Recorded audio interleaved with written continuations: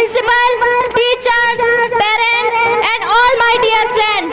First of all, I wish you a very happy Independence Day.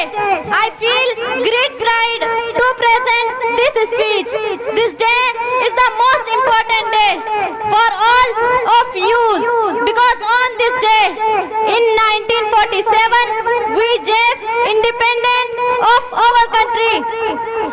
Friends, our great freedom fighters like Maulana Rashid Ahmad Gangohi, Hafiz Zamin Shahid, Maulana Rashid Ahmad Nanotwi, Sheikhul Hind, Maulana Hussain Ahmad Madani, Mahatma Gandhi, Pandit Nehru, Lokmanya Tilak, Lala Lajpat Rai, Bhagat Singh, Subhash Chandra Bose, Rani Lakshmi Bai, and many others devoted their entire life for the independence of our country.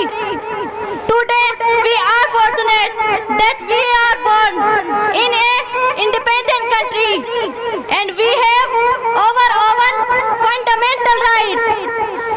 Our freedom is priceless and our brave soldiers fight continuously on borders to protect our country.